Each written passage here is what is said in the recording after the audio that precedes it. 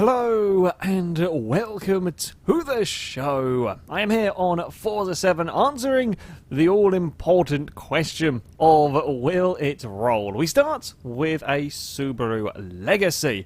As far as tumbling cars go, this one I wasn't so sure on what to expect with it. The more normal road-going cars can be the easier ones to get fall over. They don't have such a low centre of mass and so on. However, they can often be on the little bit softer side in terms of the suspension. It can kind of work both ways depending on the vehicle. With the Legacy, while it'll get a decent way up onto its side, as far as falling over goes from standard, it was looking quite difficult. Actually, the kind of second attempt there was a decent amount of time that it spends on its side.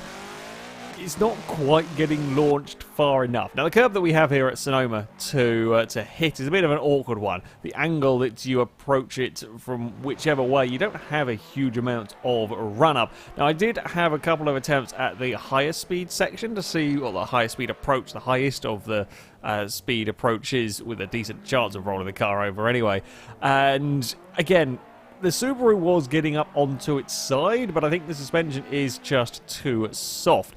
The vehicle absorbs a lot of the impact across the curb. The suspension deals with it as you would expect a car suspension to, and it's not going to fire the vehicle over. It could get onto its side. It could hold onto its side for a little while. I managed to scrape the wall like a fool, but yeah, it's not gonna ever quite be enough to get the Subaru to tumble over. After the first episode, where I messed around with like an MX-5 Super 20 and 695 at Bath and so on, I haven't had much luck of getting completely stock cars to tumble over. Tried different lines and so on. It wasn't happening, but it was pretty damn close with this car. So to the upgrade shop, I didn't change the tyres, only changed the suspension. I didn't even change the camber on the car, as you already can kind of see from the wheels being in a normal position.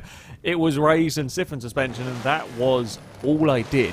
Figuring that with the stiffer suspension, that would be all that was needed. That was kind of the main thing that was preventing it from falling over, was the extra soft suspension. So we went and gave it a try. First attempt was not great by me, I will be honest. Bit of poor driving, just sort of clonked the curb and launched the car into the air. However, on the way back, it's a long time on its side before it eventually goes over. The taillights freak out and spiral down the road. Don't know what caused that one, but yeah, what caused them to freak out so massively in all I think the taillights. These strange bits fell off the back of the car. Either way, yeah, it went over. It was a very, very long hold onto its side, but sure enough, it would be okay to fall over. Again, it was another fairly vicious roll. It doesn't quite beat the vehicle. What vehicle was it that we had last week that was insanely vicious? Was it the Challenger? I think it was the Challenger last time that was an insanely violent roll. It was still a pretty impressive one from the Subaru. So the period of time from being on it, just hitting the curb, to being upside down was yeah, very, very quick. When going for that faster angle, Subaru wasn't massively enjoying that one. It didn't really ever look like it was going to be able to roll over. Possibly with a bit more work in terms of tuning, could find a way to get the car to go tumbling over, but from this much more straightforward angle, yeah, the Subaru was okay to go for rolls. With the bare minimum really in terms of upgrades, didn't even have to be going very fast, even at very low speeds. You hit the curb right and it's going to be enough. That's just that stiffer suspension was going to be enough to see the Subaru fall over. Up next we would have the Porsche, the 914. An interesting prospect for this because it is very low, very wide. It is also rather slow. Now, admittedly, for the curb that we are using here, unlike the curb of old in Forza 4, where you did need a little bit of speed to get out, this this curb is more about precision. It's more about hitting the curb in just the right place, in just the right way to get cars to roll over. And even if you are going very slow, that doesn't seem to matter too much. Like 20-30 miles an hour is more than enough to see the cars fall over when you get the curb just right. So while this Porsche is not a particularly quick car, that's unlikely to hinder it. The fact that the centre of mass is going to be very low, the fact that the car is relatively wide. Those are the sort of things that will give it problems. And again, it's another road car. It's another older road car, and you can see the suspension is a fair bit softer than the modern vehicles.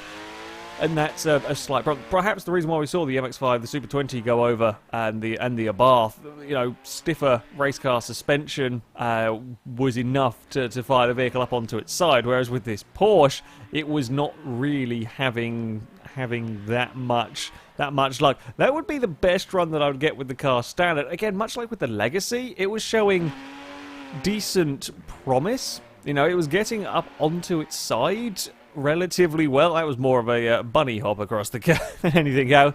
Yeah, it was getting a decent way to get it. Once it was on its side, it was holding itself on its side for an okay amount of time, if I managed to hit the curb perfectly, which I didn't that time around, which is, what you want to be seeing from a vehicle. Again, a couple of attempts with this faster run-up in the Porsche, and that was... it wasn't really much of a faster run-up for this car. It wasn't really going that much faster when you went and smacked the curb, so it didn't really have a huge amount in the way of luck with getting much out of that. So, yeah, try as I might from standard, it's not going to happen, and that's what I expected from the car. This one was expected to be a bit more of a challenge to get the vehicle to fall over, so it was off to the upgrade shop. Again, having seen it hold itself on its side for a decent amount of time, I figured I wouldn't bother with tyres, would just go for suspension raised, stiffened, and the car given maximum camber. Now, it does make it a fairly terrible vehicle to drive around these opening corners. The Porsche, however, did something which we haven't seen yet in this series. On the drive around to the rolling curb, we found another place to tumble over. It was a big tumble as well. Now, I have rolled a car off of that curb when I was testing this layout of the circuit. A couple of cars built for falling over. It was a VR6 Golf would go for a tumble at that particular one. However, we had not seen any of the other cars in this series go for a roll there, and sure enough, get it to the proper curb, and the Porsche will go falling over. Fairly straightforward. With that stiffer suspension, with that bit of camber as well, the stiffer suspension gets the car up onto its side. With the camber, the car kind of gets pulled over. Fairly straightforward in the end for the Porsche. Didn't need much in the way. So that time we actually get stuck on the grass in a slightly peculiar way. Sometimes running across the grass can actually help the car in getting it to go over onto its roof. That time it hindered it. It kind of got a bit more stuck. Even a really wonky line approaching the curb. It's a really bad line from me, but it was still enough to get the Porsche over. Once it was up on its side, it had more than enough grip to go for a tumble. So turned out the Porsche was relatively easy to go for a roll. Up next, again, another interesting prospect, the Alfa Romeo P3, a classic Grand Prix car. Now, many issues with this in terms of rolling. The suspension, very soft. The tyres, absolutely tiny. The vehicle itself, not very nice to drive. It's uncooperative at the best of times. And as I mentioned earlier, getting vehicles to roll over is often about being very, very precise with how you hit the curb. And this car is very difficult to be precise. Certainly, in standard guise, precision with this is, not the easiest of things. I could hit the curb, and again, sure enough, the Alfa Romeo was getting ever so slightly on its side. It was, though, perhaps one of the most difficult cars I've had to hit the curb in exactly the right way. You need to hit the curb essentially with maximum steering lock on the car, and with this, trying to get everything timed perfectly was a lot more difficult. It was a lot more difficult in this than just about anything else that I have driven. Not completely impossible, but as far as simply hitting the curb correctly goes, it was a bit of a faff. And in terms of rolling over, was not looking massively likely once more, too soft a suspension for it ever to really do anything. Again, decent amount of airtime from the Alfa when you hit the curb wrong. It's not quite helpful for rolling the car over. In fact, I think the first couple of attempts I had with the vehicle were probably the best that I got with the Alfa. It was... yeah, as time went on, I wasn't having a huge amount of luck trying to get anything out of it. I tried the faster approach a few times with very, very little in the way of success. And the other issue, of course, with the car is that you would get it sliding. You'd run out of grip trying to get around the corners sometimes, and once it started sliding around a corner, you're certainly not going to see the vehicle go for a tumble.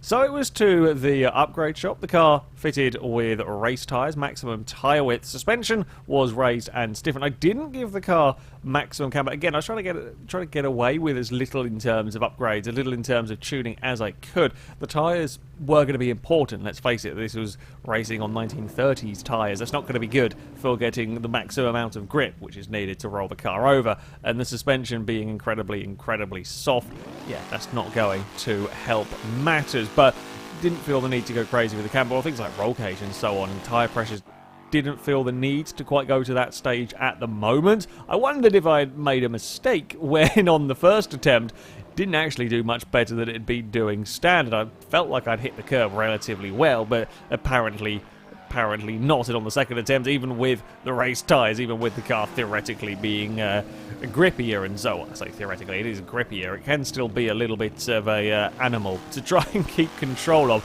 I just missed hitting the curb on the way back entirely. Not the greatest first couple of attempts, really. However, the third one, and that would be enough to get the Alfa Romeo to go over. The classic Grand Prix car had indeed gone for a tumble. Now, I hadn't necessarily expected this car to be that straightforward. I was, thinking I'd have to do a lot more work to get the P3 to roll over. Almost went over on just a kind of almost lazy attempt on the way back. Got a long way up on its side before going crashing back down. Yeah, I was very surprised, and it was a fairly repeatable result as well. Admittedly, not quite all the way over that time around, but yeah, take a half-decent angle, and that would be more than happy to roll over.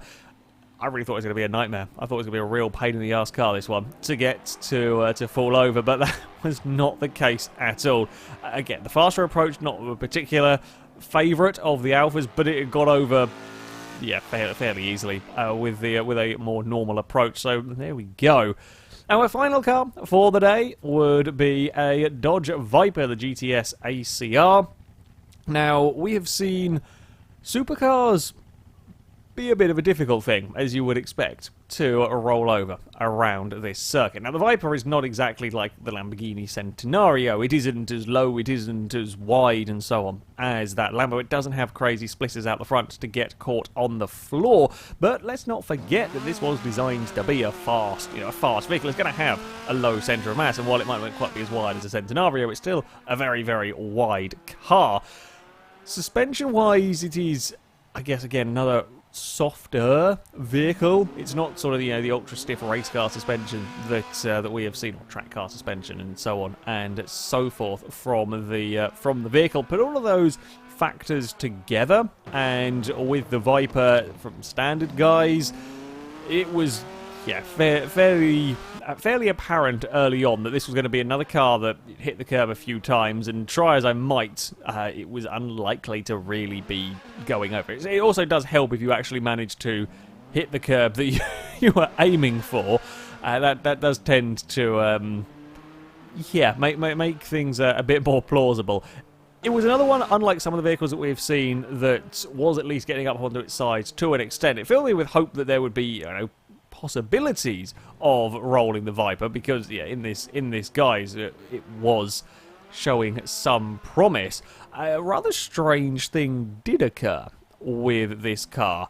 While almost every vehicle that we've seen so far in this series, since I've realised about the considerably tighter line working best for rolling the cars, the Viper was actually preferring the faster approach.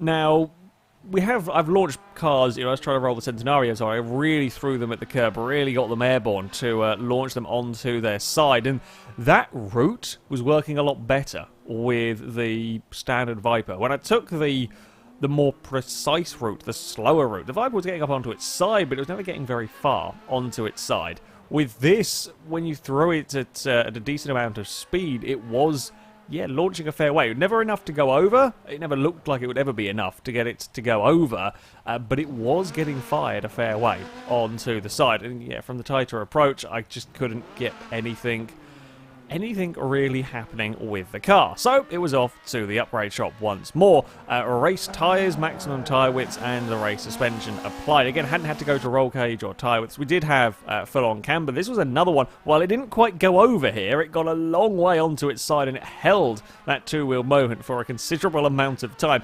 That's not something we've seen from that many cars, actually, at all around that particular turn. It's just, yeah, that the cars haven't been getting that far onto two wheels. And sure enough, first attempt with this particular configuration of parts, and the Viper would go tumbling over. Again, much like with the Alfa P3, I expected the Viper to be more difficult to roll, and even a very low-speed, lazy attempt on the way back, that saw it tumble over, no problem as well. I expected this to be considerably more work to get it to roll over, however, that was not the case. So I managed to roll it twice from the slower speed, more precise approach. I wondered if we could then get it to roll by firing it off of the curb. It got close, but strangely, despite that having been the car's preferred way in standard guise, it would get close, but it would never really be enough to fall over. It kind of almost ran out of grip. It slid its way across the road when it was up onto two wheels, which doesn't really help in terms of getting the car to roll over. We needed to actually grip proper before going. Yeah, I have no doubt with a bit of tweaking, adding in things like a roll cage, adding in or lowering the tyre pressures as much as you could, we probably could get it to fall over at that higher speed run. But when it falls over so easily on the tighter line, on that precise line, there's no real need to worry about them. So, yeah, 4 more vehicles have been tested out here at Sonoma. 4 more vehicles have gone for a roll, from the crazy Viper to a classic Grand Prix car. Yeah, a lot of cars are turning out. There are ways to get the vehicles to fall over. As ever, if you have car suggestions you'd like to see me try and roll, please do leave them in the comment section. I will try and get around to some like the hypercars and the Formula 1 cars. At the moment, I haven't played enough Forza to have the money to go and buy some of those vehicles. But, yeah, I'll get around to the likes of the Renault Formula 1 car at some point in the future. Just can't do it right now. But that's going to be it from me. Thank you very much for watching, and until next time, goodbye.